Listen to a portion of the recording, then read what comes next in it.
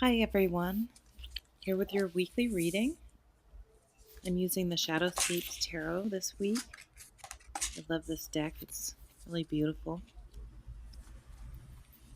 So let's see, try to get this somewhat lined up here. You went quiet, didn't you? And now you can feel it. That shift in the energy, that crackling tension, that sense that your silence is doing something your words never could. Maybe you stopped chasing, stopped explaining, stopped trying to convince someone of your worth or your truth. Maybe you just decided you were done performing, done defending, done making yourself smaller to make someone else comfortable, and now they can't stop thinking about you. Now your absence is louder than your presence ever was. Now the space you used to fill with your energy, your attention, your availability is echoing with questions they can't answer and a hunger they didn't know they had. Stay with me, because what's coming through about the power of your silence and what it's activating in someone else might confirm exactly what you've been sensing in those moments when you feel their energy reaching for you across the void you created. Let me tell you what I'm seeing in the energy right now. The first thing that's coming through is this profound shift in the dynamic between you and someone who's used to having access to you. You might have spent so long being the one who reached out, who initiated, who tried to keep the connection alive, who over explained your feelings or your boundaries or your needs, and then something in you just stopped. Not out of spite or strategy, but because you finally understood that your words weren't landing, that your energy was being taken for granted, that the more you gave, the less it was valued. Here's what you might be experiencing right now. You're noticing that this person's energy is more present than it's been in a long time. You might be feeling them, thinking about you, sensing their confusion, picking up on their restlessness. They could be showing up in your dreams, or you might be getting those random urges to check your phone, expecting to see their name. And what I'm picking up on is that this isn't your imagination. This is someone whose entire perception of you is being rewritten by your absence. What's emerging in the energy is this understanding that silence is its own language, and sometimes it communicates more effectively than any combination of words ever could. When you were talking, explaining, trying to make someone understand, you were giving them the comfort of knowing where you stood. You were predictable. You were available. You were safe to ignore because they knew you'd still be there. Still trying, still hoping, still waiting for them to meet you halfway. This reflection invites you to consider what you've been protecting by staying silent, that used to be depleted by over explaining yourself to someone who wasn't ready to hear you. You might be noticing that the less you say, the more space opens up for this person to actually feel what they've been avoiding. When you were constantly present, constantly communicating, constantly available, they didn't have to miss you. They didn't have to wonder about you. They didn't have to confront what your absence might reveal about their own feelings or choices or fears. But now there's nothing buffering them from the reality of what it feels like when you're not there anymore. The energy is showing that this silence of yours is creating a kind of vacuum, and nature abhors a vacuum. What you used to fill with your words, your energy, your attempts to connect, that space is now filled with questions. Where are they? Why aren't they reaching out? What changed? Did I lose them? Do they not care anymore? And those questions are driving someone absolutely wild with a need to know, to understand, to regain the sense of control they had when your patterns were predictable. What's interesting about this particular energy is that your silence isn't passive. It's not avoidance or game playing or manipulation. It's sovereignty. It's you finally understanding that your presence, your words, your energy are valuable and they don't need to be spent on someone who wasn't honoring them. You've reclaimed something essential by going quiet. You've reclaimed your power. You might be feeling tempted to break the silence, to reach out, to explain why you pulled back, to give this person one more chance to get it right. And I understand that impulse. But what I'm sensing is that if you speak too soon, if you fill the space before this person has truly sat with what your absence means, you'll short circuit the very process that's causing them to finally wake up, to finally see you differently, to finally question the narrative they've been living in where they had all the time and all the control. What's coming through is that this person is being confronted with a version of you they didn't know existed. The version who doesn't need their validation. The version who can walk away from what doesn't serve them. The version who values their own peace more than maintaining a connection that requires them to diminish themselves. And that version of you, it's magnetic in a way. The smaller, more accessible version never could be. This reflection invites you to consider who you're becoming in this silence and whether that person would choose to go back to dynamics that required you to be less than you are. You might be noticing shifts in how this person is showing up or attempting to show up. Maybe they're suddenly more attentive, more curious, more invested.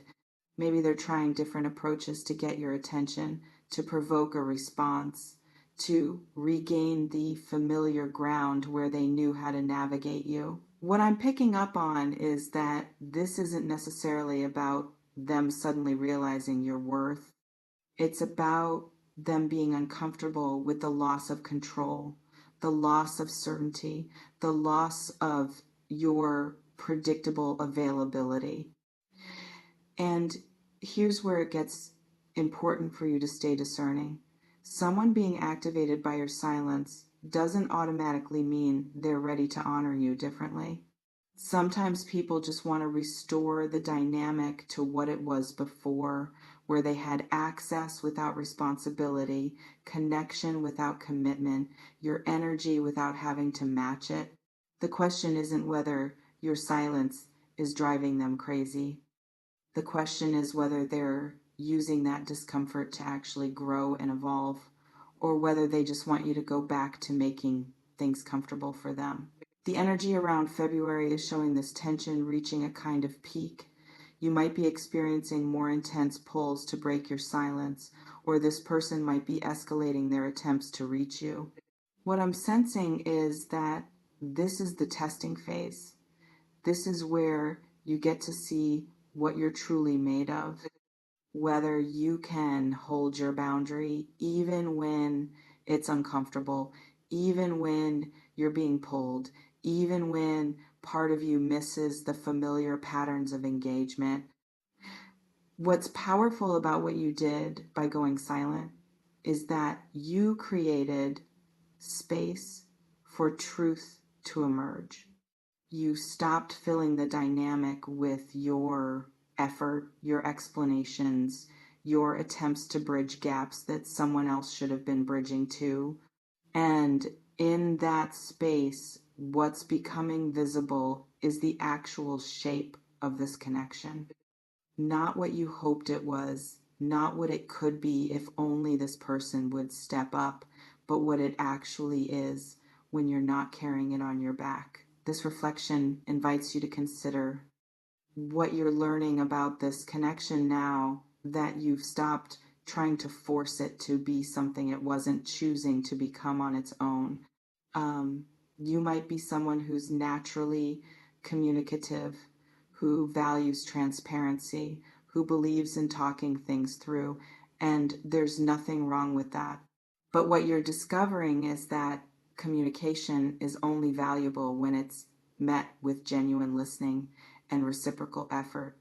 When you're the only one doing the emotional labor of keeping a connection alive, silence becomes the most honest form of communication available to you.